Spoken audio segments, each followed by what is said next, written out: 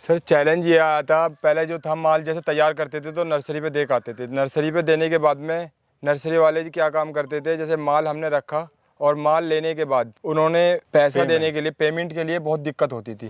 Payment में जो वे परेशान करते थे। अब जो है मेरा सारा माल टोटल जो किसानों को, जो मेरे आसपास के किसान हैं, दूर के भी किसान हैं, सारा टोटल माल किसानों को जा रहा है।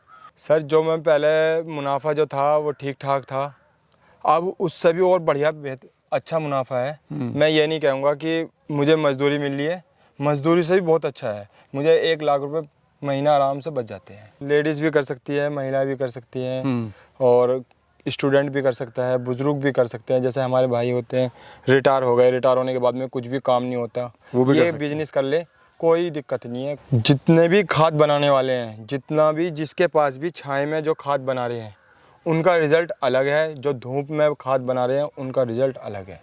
नमस्कार भाइयों, इंडियन फार्मिंग टेक्निकल चैनल में आपका एक बार फिर से स्वागत है। दोस्तों आज हम पहुंचे हैं मेरठ। यहाँ पर मैं आपको ऐसे युवा साथी की स्टोरी बताने आ रहा हूँ जो गांव में रहते हैं। इनकी जो पैदाइश है गांव की है, गांव से ही इन्होंने पढ़ाई लिखाई करी। उसके बाद इनका सपना था शहर जाके नौकरी करूँ, नौकरी भी करी, लेकिन उसके बाद जो चाहती नौकरी की वो पूरी खत्म हो गई, क्योंकि वहाँ पर काम ज़्यादा लेते थे और पैसे कम देते थे। इन्होंने वापस गाँव में आकर अपने यहाँ पर रोजगार शुरू करा। लगभग 5 साल से सफलतापूर्वक वर्मी कंपोस्ट कर रहे हैं। दोस्तों आज की वीडियो काफ़ी इंपॉर्टेंट होने वाली है उन भाइयों के लिए जो वर्मी कंपोस्ट शुरू करना चाहते हैं। तो दोस्तों पूरा जो इनका अनुभव है वो मैं आपके साथ इस वीडियो में साझा करूंगा, साथ ही कैसे वर्मी कंपोस्ट कर रहे हैं, कहाँ सेल कर रहे हैं। तो चलिए दोस्तों वीडियो शुरू करते हैं। तो सर जी नमस्कार आपको। नमस्कार सर। कैसे हो सर? सर बढ़िया है, आप सुनाइए। सर हमारे जो दर्शक आपको देख रहे हैं, अपना और अपनी यूनिट का परिचय दीजिए। सर मेरा नाम शाहनवाज है, मैं green organic vermi compost unit चला रहा हूँ किनानगर में। तो शाहनवाज जी पिछले 4 साल से हम लोग आ रहे हैं आपके यूनिट पे। जी सर। और देख रहे हैं आप, लोग कहते हैं कि वर्मी कंपोस्ट यूनिट जो है फ़ायदे का सौदा नहीं है, बंद हो जाती है, बिकता नहीं है। तो लेकिन आप जीता जाता उदाहरण है यहाँ पर कि आप अच्छे से इसको चला रहे हैं। सर हर काम में मेहनत है, मेहनत करता हूँ सर, खुद मेहनत करता हूँ, और मेरी तो यूनिट बढ़िया चल रही है। थोड़ा सा सर एजुकेशन बैकग्राउंड के बारे में बताइए, आप कहाँ तक पढ़े लिखे हैं? मैंने बीकॉम किया था पहले, बीकॉम के बाद में फिर मैंने एमबीए किया। एमबीए करने के बाद में मैंने दिल्ली में जॉब की। जॉब में कुछ कम, मेहनत ज़्यादा है, पैसे कम थे, इस वजह से फिर उसके बाद में मैंने गांव में आके कुछ दिन खेती करी। खेती करने के बाद में अब पिछले 4 साल से, ये 5वां साल चल रहा है जो मैं अब वर्मी कंपोस्ट की यूनिट चला रहा हूँ। तो सर कितने बेड से शुरुआत करी थी आपने और कितना खर्चा आपको आया था? सर मैंने 30 बेड से शुरू की थी, और मेरा उस टाइम पे जो खर्चा आया था लगभग 2.5 लाख रुपए का खर्चा आया था जी। आज मेरे पास 215 बेड है और बहुत अच्छे से, बहुत बढ़िया चल रहे हैं। सर कितना एरिया है टोटल, कितनी लैंड है आपकी ये? सर मेरा ये 5 एकड़ का बाग है आम का, उसके अंदर मैंने यूनिट लगा रखी है। 2 एकड़ में मेरी यूनिट फैली हुई है। 2 एकड़ में मैं छोटे पौधे, नर्सरी के पौधे तैयार करता हूँ। सर शुरुआत जब आपने करी थी तो काम बड़ा इतना आसान है नहीं, चैलेंज आया होगा आपको। जी सर। तो क्या क्या सबसे ज़्यादा चैलेंज आया था आपको, ताकि जो हमारे लोग इसको शुरू करना चाहते हैं वो थोड़ा सा समझ जाएं? सर चैलेंज ये आया था, पहले जो था माल जैसे तैयार करते थे तो नर्सरी पे दे के आते थे। नर्सरी पे देने के बाद में नर्सरी वाले जी क्या काम करते थे, जैसे माल हमने रखा और माल लेने के बाद उन्होंने पैसा देने के लिए, पेमेंट के लिए बहुत दिक्कत होती थी। पेमेंट में जो वे परेशान करते थे। अब जो है मेरा सारा माल टोटल जो किसानों को, जो मेरे आसपास के किसान हैं, दूर के भी किसान हैं, सारा टोटल माल किसानों को जा रहा है।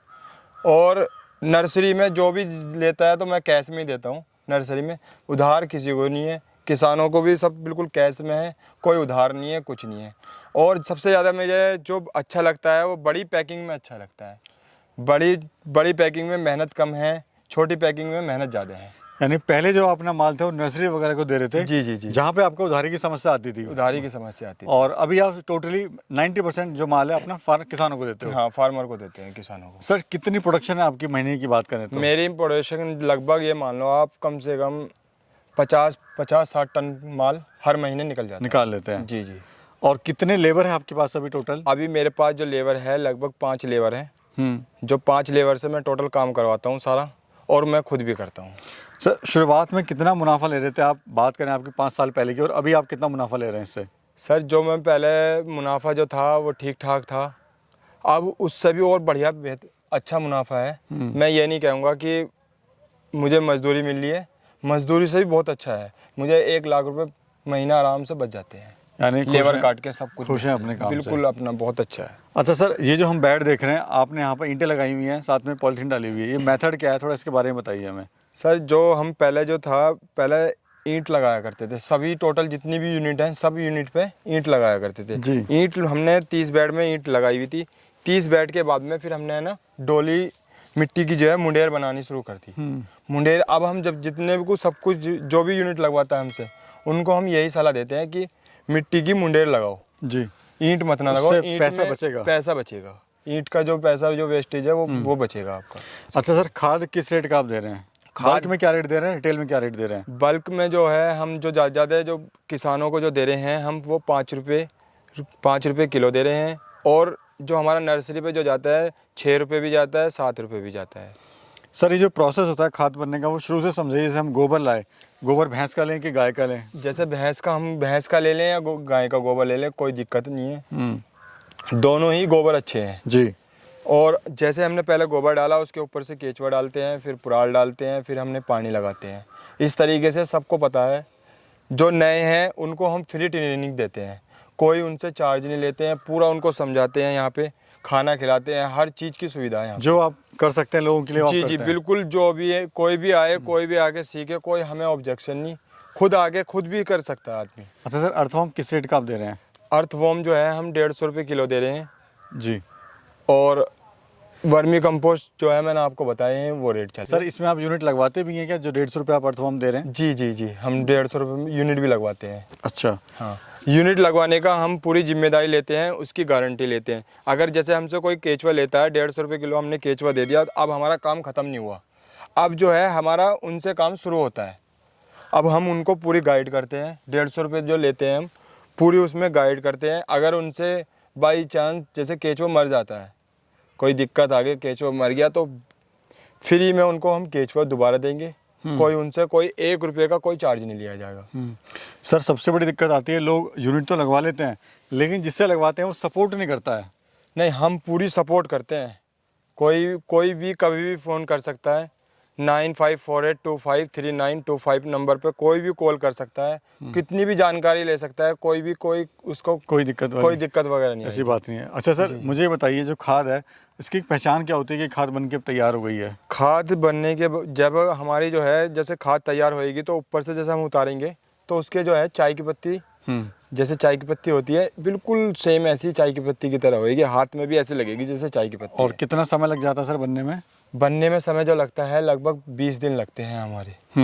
20 दिन बाद में बाई लेयर 20 दिन इसी तरीके से हमारा ये 60 से 70 दिन में पूरा एक साइकिल 15 क्विंटल गोबर से हम 6 क्विंटल खाद निकाल लेते हैं। अच्छा सर, मुझे ये बताइए कि गोबर बेस्ट किसका है, गाय का कि भैंस का? दोनों बेस्ट हैं सर, दोनों ही बेस्ट हैं। ज़्यादा बेस्ट जो है वो भैंस का गोबर है। भैंस का गोबर जो गाय जो होता है जो सूखे जी होता है, और भैंस का जो गोबर है वो एकसार होता है, बिल्कुल दानेदार गोबर होता है, बहुत अच्छा होता है। यानी पानी की जो मात्रा ज़्यादा होती है भैंस के गोबर में, जो केचुआ जो है आराम से उसको खा लेता है आराम से। जी। अच्छा सर, शुरुआत कोई कैसे करे, और सबसे बड़ी बात आती है मार्केटिंग की, तो मार्केट कोई कैसे बनाए अगर कोई शुरुआत करना चाह रहा है? मार्केट सबसे अच्छी जो मार्केट है वो अपने लोकल किसानों को और अपने नर्सरी पे भी जाके मालूम करे। सबसे अच्छा तो है फार्मर, किसान भाइयों को दे, किसान भाई को दे। इसको क्या सर किसान भी कर सकता है, स्टूडेंट भी कर सकता है, लेडीज भी कर सकती हैं, घर की महिलाएं भी? जी बिल्कुल, कोई कौन भी कर सकता है इसको? लेडीज़ भी कर सकती है, महिला भी कर सकती हैं, और स्टूडेंट भी कर सकता है, बुजुर्ग भी कर सकते हैं। जैसे हमारे भाई होते हैं रिटायर हो गए, रिटायर होने के बाद में कुछ भी काम नहीं होता, वो भी ये बिजनेस कर ले, कोई दिक्कत नहीं है, कोई इतना हैवी काम भी नहीं है कि वे आपको इतनी मेहनत करनी पड़ेगी इसमें। एक बार लेबर से बेड बनवा दिए, उसके बाद में फिर सिलो काम चलता रहता है।